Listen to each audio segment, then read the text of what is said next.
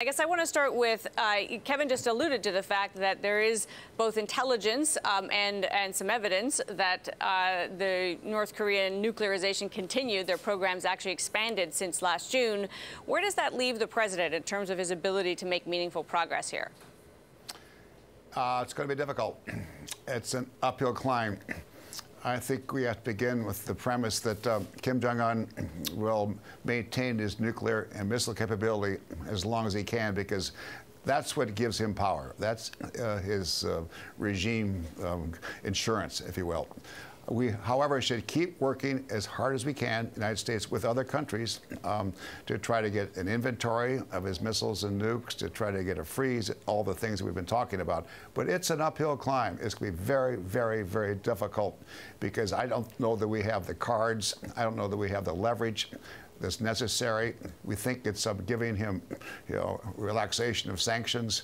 That'll help a little bit. But North Korea is doing okay right now. The economy is not that bad. There's a black market economy, which is okay. China and Russia are helping a little bit. South Korea is helping a little bit. So it's an uphill climb. I think, frankly, we should also, at the same time, be looking at Plan B. If Plan A, getting denuclearization, doesn't work, and we should try mildly. Plan B should be, okay, what if it doesn't work? Plan B, I think, is the realization that maybe North Korea is going to be a nuclear power and be part of the nuclear club. And that means a whole different set of considerations. You know, at least, Ambassador, this time we're talking about potentially making progress. We're talking about actual, denuclearization definitions potentially, or even an agenda.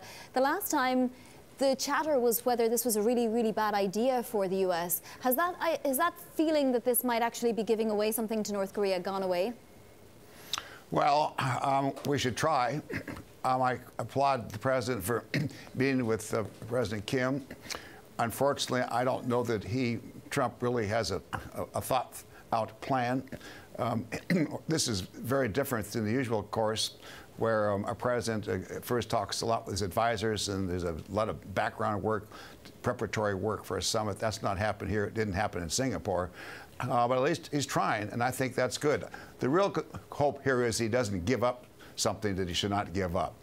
But there'll be some kind of agreement. It has to be, because if there's no agreement, then the stock market's going to go crazy. All the commentators are going to be very negative, and Trump clearly does not want that, and nor does Kim.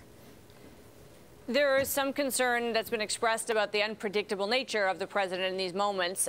Just in terms of the North Korean desire for loosening of sanctions, is that the giving up that you would fear the most, that the U.S. might go too far on that side without meaningful agreement on the nuclear side? Well, there's lots of considerations here. One is President Trump might decide, okay, well, Mr. Kim, I'll withdraw all our troops from South Korea. That would be a big mistake at this point.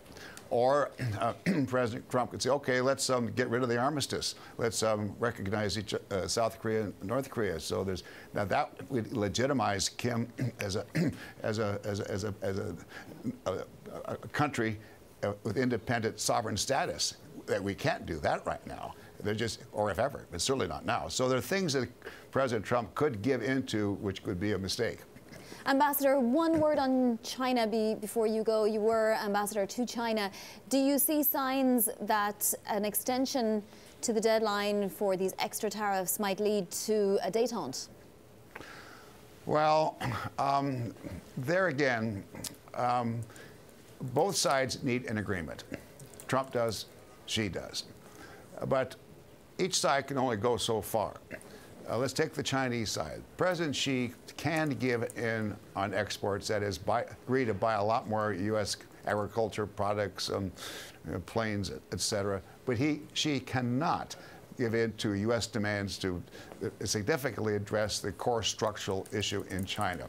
China is a proud country. They want to develop and become as strong as they can economically, even more than politically. So they're not going to give up their way of doing business, which is socialism with communist characteristics. That's what they call it. And the core structural issues like 2025 and so on and so forth. And I just don't see President Xi giving up on that. So there'll be an agreement, but it'll be a lot of talk. I like to say it. I'm from Montana. All hat, no cattle. or all hat, maybe a few head of cattle, but it's not going to be very much, I don't think.